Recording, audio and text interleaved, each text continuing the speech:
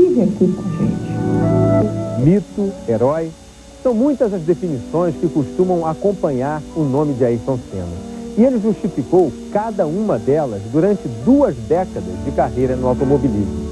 Hoje, na última reportagem da série especial A Marca do Senna, você vai ver a preocupação de Ayrton com sua Williams, o clima pesado em Imola e o acidente que marcou a história da Fórmula 1. O adeus ao ídolo em 94 e as homenagens 10 anos depois.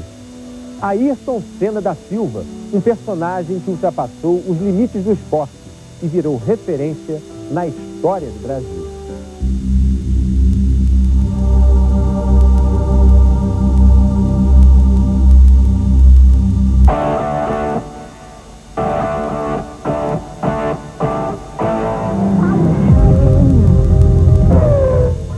O sonho se realizou em 94. Ayrton Senna finalmente conseguia chegar à Williams, a equipe que o fascinava, para pilotar por Fórmula 1, considerado por ele de outro planeta. Mas nos primeiros testes, Ayrton viu que não era bem assim. A gente está lutando ainda com o carro. Eu, os engenheiros, eu e o Demo estamos tendo algumas dificuldades. A gente está lutando para valer contra o carro. A gente não está funcionando junto, o carro e o piloto. A gente vai ter que treinar e melhorar a parte de suspensão com amortecedores, que parece ser o ponto fraco no momento, que não reage bem nas ondulações. Alan Prost, campeão no ano anterior com a Williams, conta neste depoimento exclusivo que Ayrton Senna ligou para ele várias vezes, decepcionado e preocupado. O Ayrton estava muito preocupado desde que dirigiu a Williams pela primeira vez. E ficou decepcionado porque não se sentia bem lá dentro. Era um carro que tinha sido desenhado para o Nigel Mansell, que pilotava de um jeito muito diferente. Eu mesmo nunca estive totalmente confortável no cockpit. O Ayrton começou a reclamar e me fazer algumas perguntas a respeito do carro. Ele estava decepcionado e, ao mesmo tempo, eu me sentia perturbado também.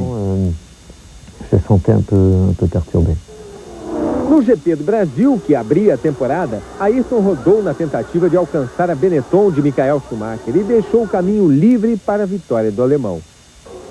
No Grande Prêmio de Aida, no Japão, uma corrida que durou poucos segundos. Definitivamente, o ano de 94 não começava bem. Imola. Ayrton vivia eternamente na fronteira, no limite. Essa parceria com a genialidade é perigosa e desafiadora. Talvez por isso ele estivesse tão preocupado naquele que seria o último fim de semana da sua vida. Na sexta-feira, o primeiro alerta, a violenta saída de pista de Rubens Barrichello.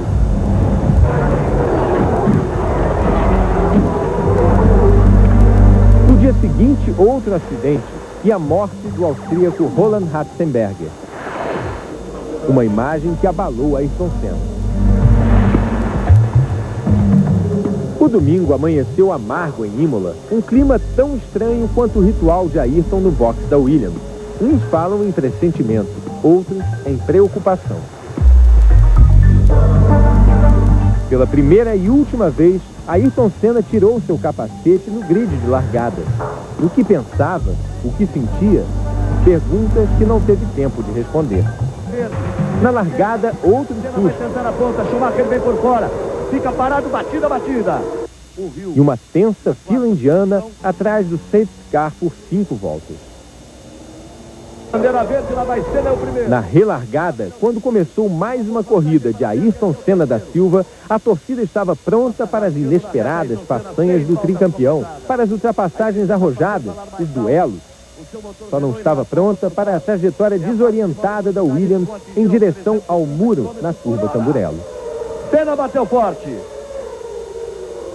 Circuito de Imola, curva Tamburello, a nova curva Tamburello. O ano é 2004. Ali já não existe mais o muro de concreto, substituído por uma proteção de pneus. E a curva também foi modificada. Agora está 5 ou 6 metros mais distante de lá. 10 anos antes, no dia 1º de maio de 1994, depois de um fim de semana sombrio, a Fórmula 1 perdia um dos seus maiores campeões. O adeus a Ayrton mostrou a dimensão do ídolo que partia. No Brasil e no mundo, ficava a imagem de alguém que tinha ultrapassado todos os limites do esporte. Uma década depois, a dor da perda já cedeu um certo espaço para a saudade. Mas a polêmica continua. Qual foi a causa do acidente que matou Ayrton Senna? Os que defendem a tese do erro apontam como indícios a péssima estabilidade da Williams de Ayrton nas ondulações da curva Tamburello, a baixa temperatura dos pneus depois de 5 voltas lentas atrás do safety car, a pressão de Michael Schumacher com sua ótima Benetton, 2 vitórias à frente de Senna no campeonato, e o estado psicológico de Ayrton, abalado pelo acidente gravíssimo de Barrichello e pela morte de Ratzenberger. Quem acha que foi falha mecânica diz que a Tamburello, chamada reta torta, jamais foi desafio para qualquer piloto de Fórmula 1. Outros argumentos. Os pneus, embora frios, permitiram que Senna passasse pela Tamburello sem problemas na primeira volta veloz depois da relargada. Havia fadiga de material no metal da barra da direção. Há também a suspeita de que os dados telemétricos da segunda caixa preta da Williams foram inutilizados propositalmente e que a prova visual da quebra da barra da direção foi registrada pela câmera no carro, mas nunca revelada. O caso está reaberto pela justiça italiana. Só o tempo vai dizer se teremos a resposta. Na mesma pista que determinou o fim de uma história brilhante, um momento de emoção 10 anos depois. A Lotus de Ayrton Senna trouxe do passado uma imagem que misturou sentimentos em milhões de brasileiros. A bordo, o ex-piloto Gerhard Berger, melhor amigo de Ayrton na Fórmula 1. Uma volta na pista, uma volta no tempo, homenagem à altura do ídolo.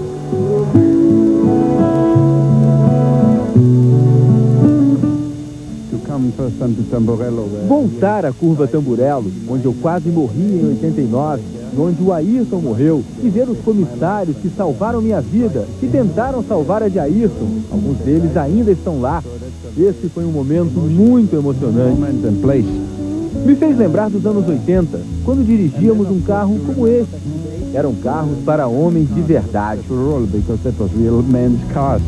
Mais de 1000 cavalos de potência. Simplesmente inacreditável. Isso só confirma como era difícil guiá-los naquela época. Esses carros bravos apaixonavam Ayrton como quase tudo que tivesse motor. Era como se o ritmo do dia a dia não bastasse. Ele queria acelerar o tempo, fazer passar mais rápido os segundos que o desafiavam. Um homem com 2 grandes paixões, a velocidade e o Brasil.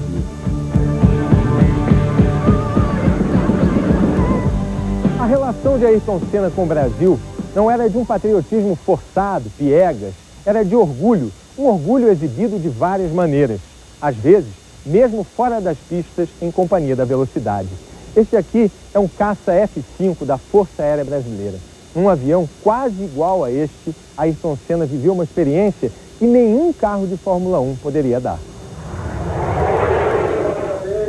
O piloto destemido virou passageiro, convidado pelo coronel Silvio Potengi. Queria saber de tudo, como se estivesse no cockpit de um Fórmula 1. Você vai colocar levantar o gatilho. Quando a pessoa gatilha, eu vou sair. Exatamente.